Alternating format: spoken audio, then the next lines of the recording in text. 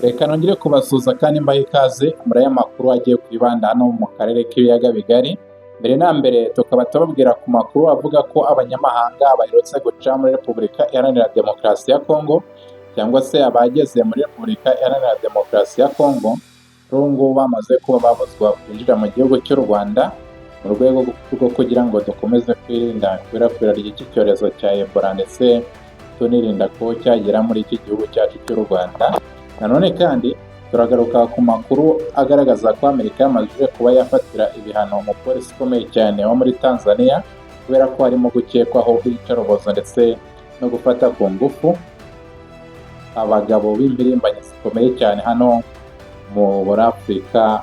y'Uburasirazuba. Bidatinze rero agira mu masobe gukanda subscribe, ni ubufasha bukomeye cyane muba muduhaye kugira ngo umuyoboro wacu ukure, ndetse namwe inkuru zacu muzajye muzibona mu ba mbere. Bidatinze reka dutangire n'aya makuru avuga ko u Rwanda rwamaze kuba rwabuza abantu bose, abanyamahanga ndetse n'abandi baciye cyangwa se bageze muri Repubulika Iharanira Demokarasi ya Kongo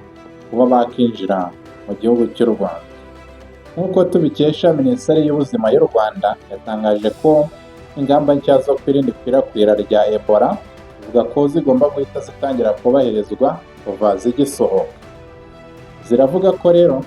abanyamahanga bose bagiye cyangwa baciye muri iki gihugu cya Repubulika Iharanira Demokarasi ya Kongo mu minsi 30 ishize, mbere y'uko baza cyangwa bifuza kuza mu Rwanda, ntabwo bazemererwa kwinjira nk'uko itangazo ry'iyi minisiteri ribivuga.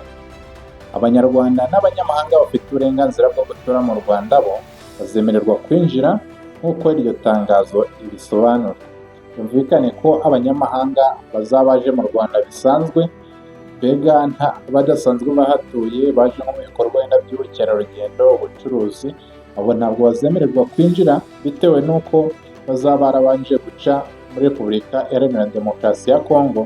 kandi haragaragaye iki cyorezo cya Ebola. Gusa nanone hakaba hari uburyo bwo koroshya, aho bavuze ko abanyarwanda cyangwa se abandi basanzwe batuye mu Rwanda bo bazemererwa kwinjira mu Rwanda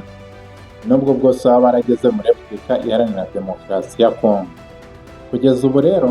mu Rwanda nta ndwara ya Ebola irahaboneka nk'uko iyi minisiteri bivuga.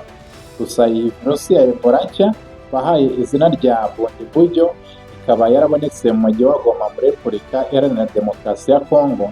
usanzwe usa n'ufatanye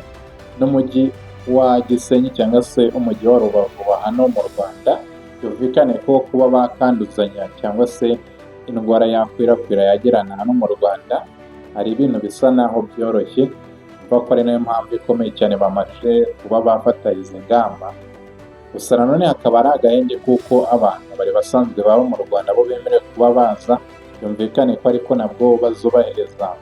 ka kato cyangwa se gushyirwa mu kato mu gihe cy'iminsi 30 kugira ngo babanze barebe niba koko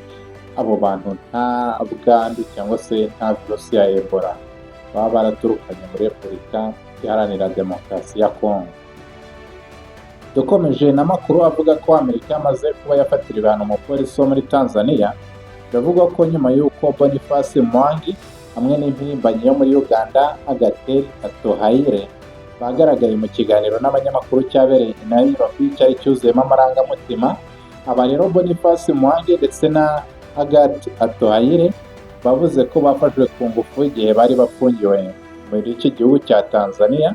umwaka ushize w'ibihumbi 2025. Amerika rero ikaba yahise ifatira ibihano umupolisi mukuru wa Tanzania umushinja uruhare mu iyicarubozo no gufata ku ngufu yakorewe aba bombi, aba Boniface Mwangi ndetse na Agathe Atuhaire. Mu itangazo umunyamabanga wa Leta Zunze Ubumwe za Amerika ushinzwe ububanyi n'amahanga Marco Rubio yashyize ahagaragara, yavuze ko Minisiteri y'Ububanyi n'Amahanga ishyize Fose Jackson Mafwele ku rutonde rw'abafatiwe ibihano hashingiwe ku makuru yizewe agaragaza ko yagize uruhare mu ihohoterwa rikomeye cyane ry'uburenganzira bwa muntu ryakorewe aba babiri barimo Boniface Mwangi ndetse na Agathe Atuhaire wo muri Uganda. Minisitiri w'Ububanyi n'Amahanga wa Tanzania Mahmoud Thabit Kombo akaba yabwiye BBC ko leta yabo itari yakira inyandiko yemeza ibi bihano bibujijwe Mafuere kwinjira muri Leta Zunze Ubumwe za Amerika nk'uko byamaze kuba byatangazwa n'uyu munyamabanga wa leta muri Leta Zunze Ubumwe za Amerika Marco Rubio. Ibihano nanone bikaba bije mu gihe hakomeje kwiyongera igenzura ku buryo uburenganzira bwa muntu bwubahirizwa no mu gihugu cya Tanzania, aho bamwe mu badepite ba Leta Zunze Ubumwe za Amerika basaba ingamba zikomeye cyane kurushaho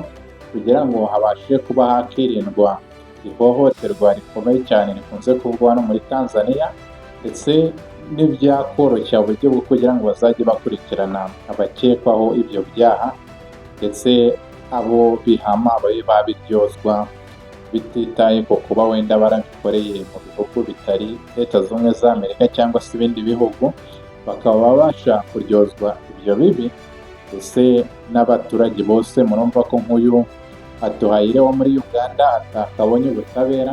ariko urumva ko Leta Zunze Ubumwe za Amerika yamaze kuba yabijyamo neza rwose, ubutabera buri buze kuboneka kuri aba bagabo bakorewe iyicarubozo ndetse no gufatwa ku ngufu ubwo bari bafungiwe hano mu gihugu cya Tanzania.